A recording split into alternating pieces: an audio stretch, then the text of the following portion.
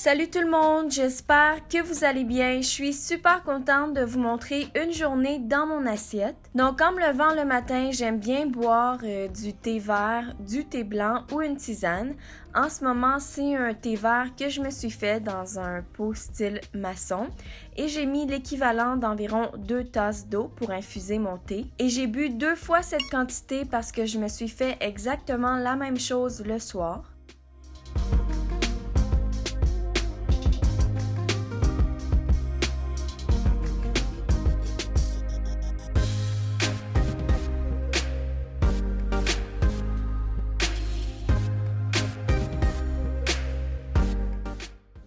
Ensuite, je me suis fait quelque chose qu'on appelle overnight oats. Donc, moi, je me suis fait ça la veille.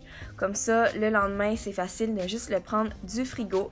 Je vais vous mettre la recette exacte dans la barre d'infos, mais c'est juste avec du yogourt nature, un peu d'avoine.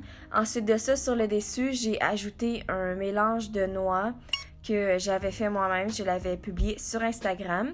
J'avais mis quelques bleuets congelés, un petit peu de miel aussi.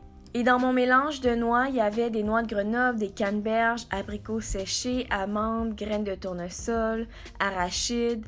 Peut-être que ça a l'air peu à manger le matin, mais j'avais tellement bu de liquide avec mon thé vert que j'étais vraiment plus capable de rentrer quoi que ce soit. Pour le midi, je me suis fait un hummus maison et voici les ingrédients que j'ai utilisés.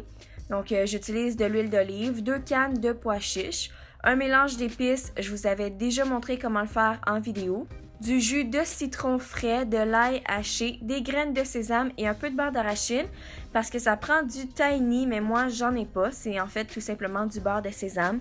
Donc je me débrouille pour faire quelque chose de similaire avec le beurre d'arachide et les graines de sésame.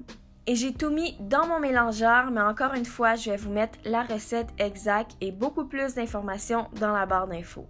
Maintenant que j'ai mon hummus pour toute la semaine, j'en ai pris un peu que j'ai étendu sur un pain pita blé entier et je vais venir faire un genre de pita pizza au hummus et sur le dessus, on peut vraiment mettre tout ce qu'on veut.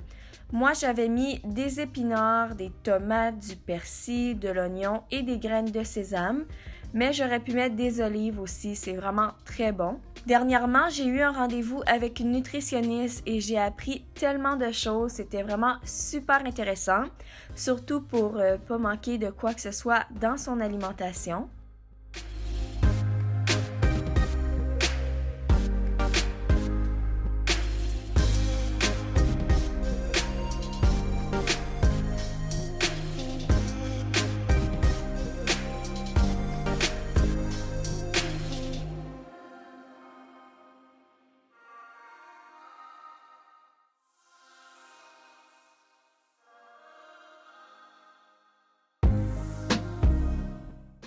J'ai aussi pris un verre de lait de soya à la vanille. Je l'aime vraiment beaucoup cette saveur-là. Et c'est aussi pour les protéines. Pour le soir, j'avais un reste de pâté chinois. C'est un mets typiquement québécois sur lequel on met souvent du ketchup, mais c'est juste une couche de purée de pommes de terre, une couche de maïs et d'habitude c'est une couche de viande hachée, mais moi c'est un mélange de lentilles, carottes, oignons et de légumes. C'est une recette que j'ai prise sur un blog, donc je vais vous mettre le lien dans la barre d'infos. Et comme collation plus tard, j'ai simplement pris 3 clémentines.